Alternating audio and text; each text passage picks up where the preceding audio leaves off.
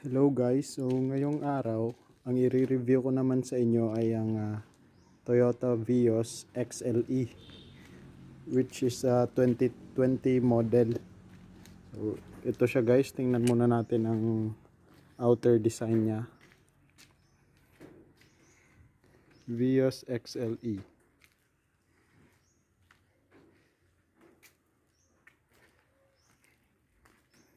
So meron siyang 15-inch alloy wheel. Ayan.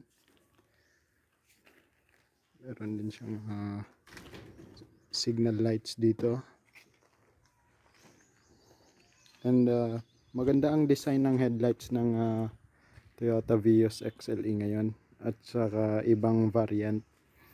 At ang XLE naman ay merong fog light.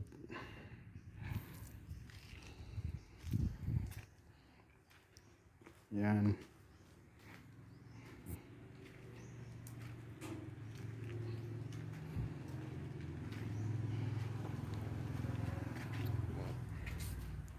Black, and this is a automatic. Ito guys, hindi ito siya kasali. Pinalagay ko na yan. Binili ko na yan sa accessories ng Banawe. Para hindi kita yung tambutso at saka yung laman sa baba. So, ngayon papasok naman tayo. Tingnan natin sa loob.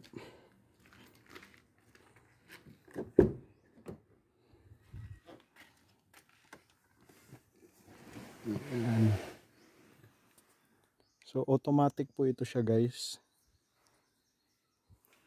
Ito yung park, reverse, neutral, and drive. Dito sa drive mapapansin yung may M dito sa left side, which is ito yung manual side niya. Pwede mo ito siyang i-manual type or mag-automatic type ka. Mamaya ipapakita ko sa inyo. Dito muna tayo sa kanyang gauge. Ito ang kanyang interior. Ayan. Ang maganda dito sa XLE guys, nasa driver seat ang powers ng windows kompleto, pati rin ng side mirrors. Kung ikukumpara sa XE, wala ito. Dito sa driver seat, so pang driver seat lang ang control. Kapag dito sa passenger seats, yan, dyan din ang control. Pero dito, meron ng power lahat dito sa driver seat. Meron pa bawat isa sa mga passenger seats. Ayan. At ito naman ang kanyang MP3 player. Pwede rin siyang MP4 player, radio. Ito, titingnan natin.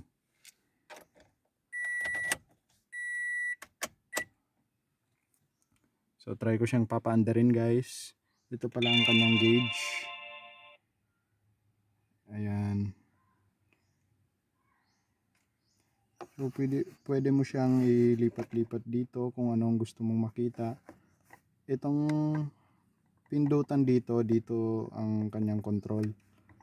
Makikita mo kung ilan na lang ang range ng gasoline mo.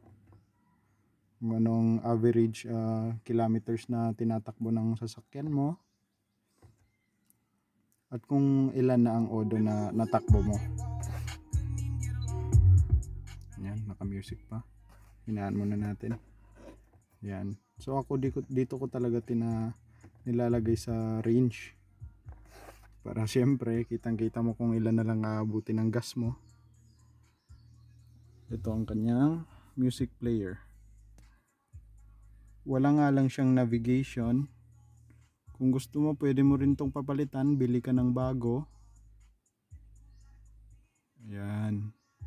Itong sa web link guys, magagamit nyo lang to pag download nyo yung app.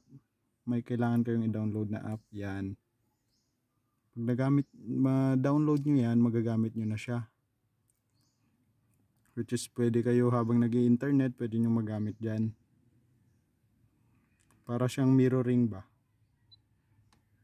Yan. Pwede nyo yung connect phone nyo. Para in case na may tumawag, hindi istorbo. Hindi mo bibitawan manubela.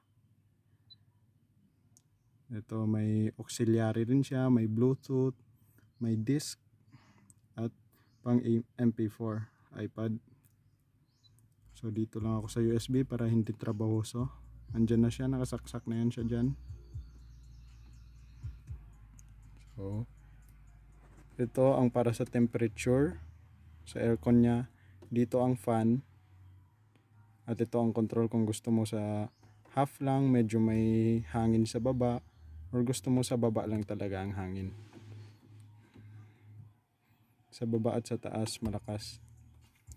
Dito pag masyadong mainit ang windows mo, ang salamin sa harap, yan, ito ang kanyang hazard. Ito talagang ginagamit ko para hindi natin alam, kasi may ibang amoy sa daan, nalalanghap ng makina, pumapasok sa loob. Yan. So paanda rin natin siya guys.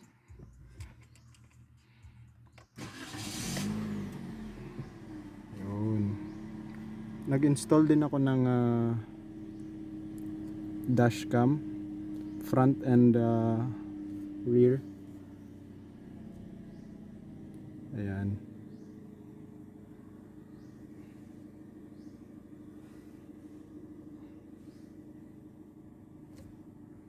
Meron din siyang box dito. Meron din ditong sikreto. Yan siya guys. Ang nagustuhan ko talaga sa Vios na model ngayon guys, pwede mo talaga siyang i-manual, which is para siyang pang racing talaga, para lang sa akin ha.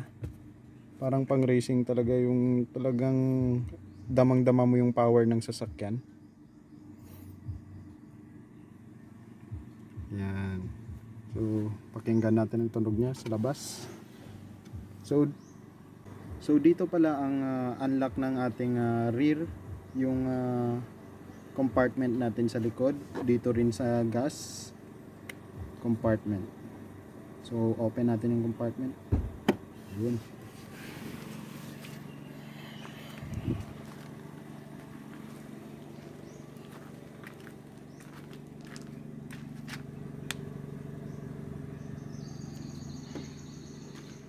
Nandito yung camera ko sa likod. So sa baba ko talaga siya pinapaharap, kasi kita ko naman sa side mirror dito eh. So dito hindi mo makikita yung nababangga nito, so binababa ko na lang talaga siya. So ito ang ating compartment. Hindi ko pa nabilhan ng cover, kaya tiis-tiis lang muna sa mat. Ayan, malaki siya guys. Yan, tingnan nyo.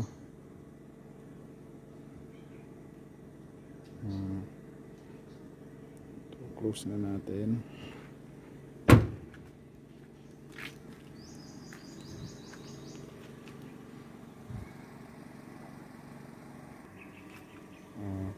Total nakita natin ang interior or exterior design. Tingnan na naman natin ang makina. So ang open ng makina ay dito sa baba ng driver seat din. Ayun, tingnan natin. So eto siya guys. Ayan.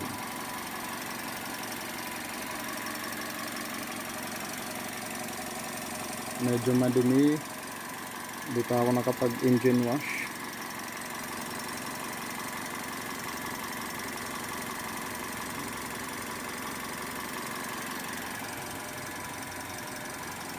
Okay.